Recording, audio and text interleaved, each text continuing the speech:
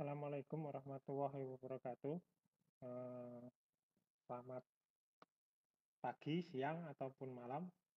Semoga saja saudara-saudara semua dalam lindungan Allah Subhanahu wa Ta'ala dalam keadaan sehat walafiat. Jadi ini mata kuliah untuk mata kuliah Teknik Pengelasan dan Pengecoran Logam jurusan Teknik Mesin Universitas Wahid Hasim Semarang, apakah itu kelas A ataupun kelas B. Kemarin sudah saya definisikan terkait dengan pengelasan. Ini saya lanjutkan dengan materi yang selanjutnya, yaitu tentang pengelasan juga. Masih berkutat tentang pengelasan. Saya mulai dari slide-nya. Nah, ini perkenalan, tentunya tidak perlu saya kenalkan lagi. Ya, jadi pengelasan logam adalah sebuah proses dua buah atau lebih logam sejenis maupun tidak sejenis dengan mencairkan atau memanaskan logam tersebut di atas suhu atau di bawah titik leburnya disertai dengan atau tanpa tekanan. Disertai atau juga tanpa disertai logam pengisi. Nah, kemarin sudah saya jelaskan ya, jadi definisi tentang pengelasan sesuai dengan AWS dan lain sebagainya tentang apa itu tentang pengelasan. Ini ada definisi yang lain dari Jatmiko tahun 2008. Pengelasan merupakan penyambungan dua buah bahan atau lebih yang didasarkan pada prinsip-prinsip proses difusi sehingga terjadi penyatuan bagian bahan yang disambung. Nah, saudara nanti coba review kembali apa sih yang dimaksud dengan logam sejenis dan apa sih yang dimaksud dengan logam yang tidak sejenis. Apa itu proses difusi dan mengapa logam itu harus cair. Nah, ini ada perbedaan istilah ya. Jadi las itu pemanasannya sampai di atas titik lebur ya, sehingga logam itu pada ujung yang mau dilas itu mencair. Ini disebut dengan las. Tetapi ada proses yang sama-sama menyambung, tetapi logam logam induk itu tidak ikut mencair. Itu contohnya patri. Ya, prosesnya namanya patri. Contohnya kalau kita nyolder itu ya. Jadi kaki komponen kita tempelkan pada PCB, pada boardnya itu. Kita lakukan dengan patri, dengan tenol, itu kaki komponen dengan PCB-nya itu kan tidak mencair. Yang mencair hanya logam pengisinya saja. Maka itu disebut dengan patri. Ya, ini ada yang mendefinisikan seperti ini. Jadi ada perbedaan antara las dan patri. Ya, tentunya secara teori pengelasan akan lebih kuat karena tadi logam yang akan disambung itu ikut meleleh dan dibiarkan membeku secara bersama-sama. Maka ini terjadi proses difusi. Ya, jadi las itu terjadi proses difusi. Keuntungan sambungan las, ini ada foto yang ya, saya geser ke sini. Keuntungan sambungan las yaitu menghasilkan sambungan yang permanen. Ya, kita tahu kalau kita sudah las itu otomatis kalau kita ingin membongkar maka kita harus memotong, menggerinda dan lain sebagainya. Berbeda dengan sambungan murbaut, itu bisa kita sambungkan, kita bisa lepas lagi, kita sambungkan lagi, gitu bisa. Kalau las, ya mungkin bisa disambung lagi tentunya, tapi nanti akan berakibat pada kualitasnya. Jadi logam yang telah kena panas, nanti kalau dipanaskan lagi, otomatis nanti akan berpengaruh sifat fisik dan sifat mekaniknya. Ya, jadi nanti ada keuntungan dan ada kelebihan antara sambungan las dengan sambungan yang lain. Sambungan las dapat lebih kuat dibandingkan dengan material awal jika menggunakan logam pengisi dan teknik pengelasan yang tepat. Dua buah logam yang disambung jadi satu, ya, ketika dilakukan sebuah pengujian, bisa jadi kekuatan logam itu kekuatan sambungan las itu akan menjadi lebih kuat dibandingkan dengan logam induknya. Jadi misalnya kita punya dua buah logam yang dilas. Ketika kita lakukan uji tarik, yang putus itu bukan di daerah lasnya, tetapi di logam induknya. Ya, jadi lasnya itu sangat kuat, jadi melebihi daripada logam induknya. Jadi nanti ketika putus itu bukan di daerah sambungannya istilah gitu. Jadi atau ketika terjadi rusakan itu bukan di daerah sambungannya tapi di logam induk. Tapi ini asalkan teknik pengelasannya tepat, orang yang melakukan pengelasan juga mempunyai sertifikat pengelasan, logam pengisiannya juga tepat, arus yang gunakan tepat, pokoknya sesuai dengan prosedur yang baik lah, intinya seperti itu, maka kekuatan las itu akan menjadi lebih baik dibandingkan dengan logam induknya. Tapi nanti ada permasalahan bahwa sambungan las itu karena terjadi panas, biasanya permasalahannya itu di daerah HAZ atau daerah yang terpengaruh panas. Itu keuntungan sambungan las. Keuntungan yang lainnya ini adalah proses yang paling ekonomis ditinjau dari penggunaan material dan biaya fabrikasi atau biaya produksi. Ya, jadi kita butuh alat las, kita sekarang kan alat-alat las yang portable ya, asal ada sumber energi listrik dari PLN, kita punya elektroda, kita bisa menyambungkan dua buah las. Itu akan lebih sederhana ya. Coba saudara bandingkan dengan penyambungan dengan menggunakan mur baut. Tentunya kita butuh butuh mur, butuh baut, butuh bor, terus materialnya harus ditumpang tindihkan atau ada klem ketika mau disambung. Tapi kalau las itu cukup dua buah logam yang akan yang akan disambung itu kita tempelkan saja, terus langsung kita lakukan pengelasan. Berbeda kalau dengan mur baut, material ini harus ditumpang tindihkan seperti ini, baru dikasih lubang. Ya, sehingga ini dari sisi penggunaan material juga lebih ekonomis las karena butuh pertemuan dua ujung, tapi kalau sambungan mur baut ini otomatis butuh material lebih yang harus ditumpang tindihkan, atau kalau tidak di kanan dan kiri kita kasih klem ya untuk penyambungan dengan mur baut atau apalagi dengan sambungan keling dan lain sebagainya. Tentunya akan lebih efektif dengan penggunaan las. Nah, pengelasan ini juga bisa dilakukan di mana saja, karena sekarang banyak alat-alat las yang kecil dan portable. Jadi tidak harus di bengkel, tidak harus di pabrik gitu ya. Jadi misalnya kita dalam kondisi darurat tertentu, kita bawa alat las yang portable, asalkan ada sumber energi yang cukup, kita bisa lakukan pengelasan di mana saja. Penggunaan las itu juga kalau sudah di industri terutama ini ya, jadi bisa dilakukan secara otomatis ya. Coba saudara nanti cari di YouTube tentang pembuatan bodi mobil, tentang pengelasan dengan menggunakan robot ya, yang otomatis. Jadi hasilnya bisa lebih bagus ya, karena kontrolnya jelas lebih lebih konsisten. Jadi kalau ngelas manusia itu kan yang biasanya menyebabkan hasil las kurang optimal itu ketika kita naruh elektroda pada permukaan logam yang akan dilas, jaraknya tidak konsisten, sehingga nanti terjadi perbedaan kualitas las. Jadi dekat, jauh, terlalu dekat, nempel, terlalu jauh nanti percikan bunga api listriknya juga tidak konsisten. Terus gerakannya, di gerakan pengelasan itu tidak konsisten, ya.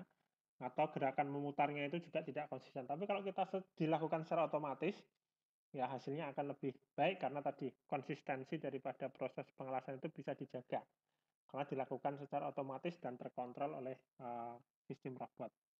Itu artinya pengelasan dengan SMAW pun atau pengelasan yang lain pun bisa dilakukan dengan otomatis. Itu keuntungan dari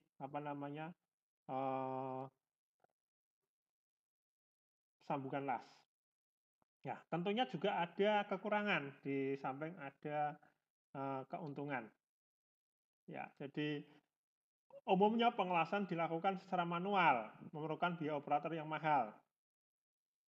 Ya, idealnya seorang operator las itu mempunyai sertifikat uji kompetensi pengelasan, dan biasanya kalau operator yang mempunyai sertifikat itu biayanya mahal. Tetapi kita kadang ya kalau untuk sekedar mengelas tralis, mengelas pagar itu tentunya tidak dibutuhkan sertifikat untuk pengelasan. Tapi kalau kita melakukan pengelasan pada dinding boiler, pada pipa yang tipis gitu ya, tentu diperlukan seorang juru las yang mempunyai sertifikat khusus pengelasan. Ya, kita bayangkan kalau kita misalnya mengelas tabung boiler atau plat untuk digunakan untuk boiler, ya, itu platnya relatif tipis, tetapi di situ nanti akan terjadi tekanan yang tinggi di dalam tabung boiler. Jadi kalau pengelasannya tidak bagus, otomatis nanti bisa terjadi kebocoran, karena boiler itu nanti ketika dipanaskan akan terjadi tekanan, jika tidak kuat maka apa namanya, eee, tabung bisa meledak. Begitu juga dengan pipa misalnya, untuk mengalirkan gas atau untuk mengalirkan air gitu ya. Jadi kalau sambungan itu tidak bagus, atau operator lasnya itu tidak sesuai dengan standar, atau jam terbangnya operator itu tidak bagus, maka tadi bisa terjadi kebocoran. Ya, jadi kalau sebuah pipa yang sudah terlanjur ditanam, terus terjadi kebocoran karena proses pengelasannya tidak bagus, maka nanti untuk perbaikan atau proses untuk perawatannya juga butuh biaya yang lebih tinggi lagi. Makanya diperlukan operator las yang sesuai dengan standar, sehingga tadi biasanya biaya mahal. Ya, jadi saudara tidak perlu apa namanya, jangan kaget ketika operator las itu yang sudah mempunyai sertifikat pengelasan itu biasanya gajinya tinggi. Dan itu memang banyak dibutuhkan di dunia industri gitu ya. Jadi saudara nanti mungkin bisa searching gitu ya, berapa gaji seorang operator las yang mempunyai sertifikat. Ya, harapannya nanti mahasiswa di samping tahu tentang analisis las juga bisa mengikuti pelatihan dan apa namanya sertifikasi khusus untuk pengelasan.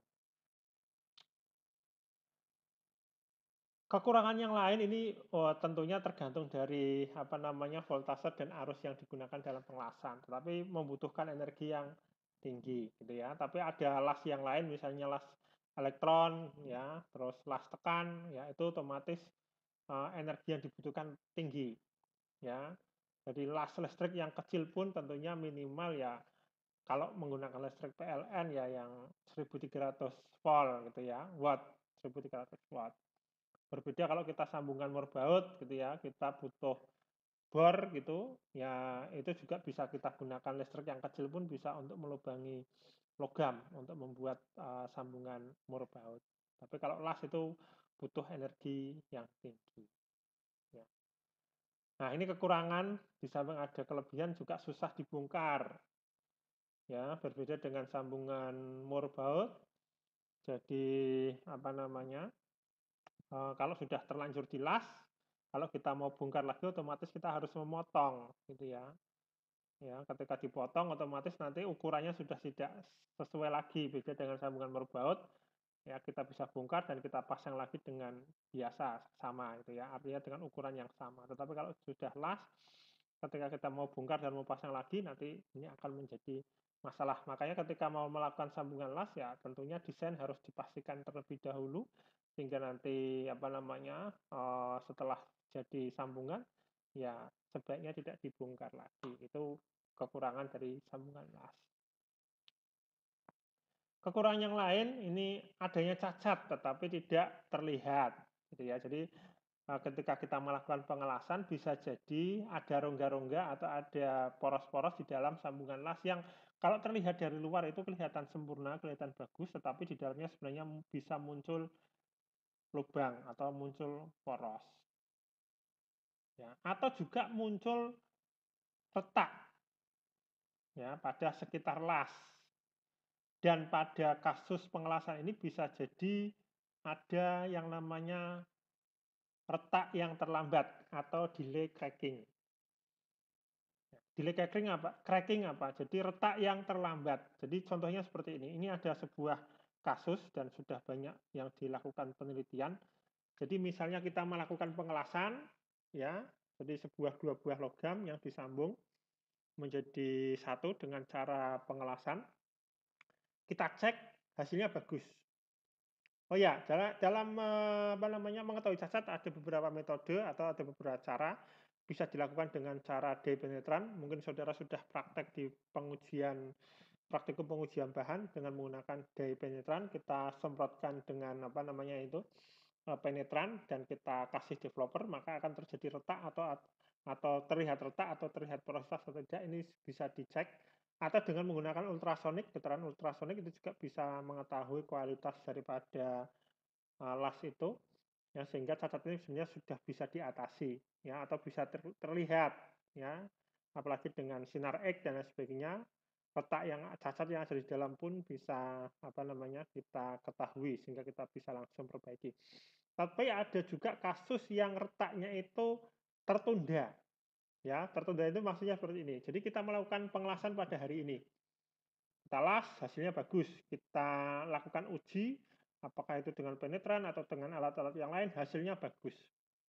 Ya, hasilnya bagus, tidak muncul porositas, tidak muncul retak dan lain sebagainya. Tetapi pada suatu ketika, bisa 1 minggu setelah pengelasan, bisa 1 bulan setelah pengelasan, atau bisa 1 tahun setelah pengelasan baru muncul retak. Itu namanya delay cracking. Ya, retak ini bisa disebabkan oleh tegangan sisa yang ada pada proses pengelasan. Kita tahu bahwa yang namanya ngelas itu berarti kita memasukkan panas ke dalam logam sampai logam itu mencair. Ya, sehingga nanti di situ akan muncul tegangan akibat panas dari proses pengelasan. Nah, panas ini tidak menghasilkan tegangan di dalam logam tadi. Nah, tegangan ini tidak semuanya hilang, ya, sehingga ada tegangan sisa di dalam sambungan tadi. Nah, ketika konstruksi tadi sudah diaplikasikan, maka biasanya akan kena beban. Nah, ketika kena beban ini, maka tegangan sisa itu bekerja sehingga tadi menimbulkan retak ya atau menimbulkan cacat pada sambungan las setelah beberapa lama. Nah, tapi ada juga kasus sambungan las yang sudah dilas bagus, kita biarkan tanpa ada beban tambahan dari luar, ya karena hanya beban lingkungan saja gitu ya. Terjadi pemuaian, terjadi penyusutan karena lingkungan, itu juga bisa timbul retak yang tertunda tanpa ada beban yang besar dari luar. Nah, ini salah satu kekurangan dari sambungan las. Ya harapannya apa? Dengan kita mengetahui kekurangan-kekurangan pada sambungan las ini, maka kita akan tahu kira-kira bagaimana sih mengatasi kekurangan-kekurangan daripada proses pengelasan ini. Sehingga ketika besok saudara merancang ataupun melakukan proses produksi dengan pengelasan, maka saudara sudah bisa mengantisipasi kekurangan-kekurangan ini sehingga kekurangan ini bisa diminimalisir. Ya, begitu. Ini pembagian las, ya. Jadi las itu sumber panasnya bisa bersumber dari kimia atau bersumber dari busur. Dari kimia itu dengan menggunakan gas atau bisa juga dengan menggunakan termit. Jadi ini proses pembakaran karena gas. Contohnya las karbid, las asetilin. Jadi panas yang dihasilkan itu bersumber dari dari gas yang dibakar dengan oksigen. Percampuran antara sumber energi gas yang dicampur dengan oksigen terus terjadi pembakaran. Sehingga nanti panasnya itu dimanfaatkan atau digunakan untuk melelehkan ujung logam. Adalah termit, ini yang biasanya diaplikasikan untuk nyambung rel kereta api. Nanti saudara bisa cari atau nanti saya berikan link di YouTube apa sih las termit itu. Jadi diberikan serbuk zat kimia terus nanti terjadi pembakaran, hampir terjadi seperti ledakan. Karena pembakaran yang seketika muncul panas, panas itu nanti bisa menghasilkan energi yang tinggi untuk melelehkan kedua buah ujung logam. Las busur ini las listrik, ada elektroda terumpan dan ada elektroda tidak terumpan. Ya, ada SMA, ada SMAW gitu ya. Ya, ada las plasma dan sebagainya. Ini pembagian las dengan menggunakan las listrik. Ada yang terumpan, ada yang busur tidak terumpan. Ya. Contohnya yang terumpan itu elektrodanya kayak SMAW itu. Jadi elektroda di situ ada serbuknya itu ikut melelehkan. Jadi elektrodanya itu sekaligus untuk logam pengisi. Kalau tidak terumpan elektrodanya tidak sebagai logam pengisi. Contohnya las tungsten atau tungsten itu. Jadi ujung elektrodanya itu hanya memercikan bunga api laser tapi dia tidak ikut meleleh. Jadi butuh tambahan logam pengisi itu untuk elektroda yang tidak terumpan. Ya. Ya, untuk kuliah yang atau video tentang pengelasan logam ini saya cukupkan di sini dulu karena juga keterbatasan, apa namanya, upload ke YouTube kalau terlalu panjang nanti upload-nya, apa namanya, terlalu banyak. Jadi nanti kita akan lanjutkan pada part yang kedua untuk sesi, slide yang ini. Kurang lebihnya mohon maaf. Wallahul muwaffiq ila aqwamit thoriq. Wassalamualaikum warahmatullahi wabarakatuh.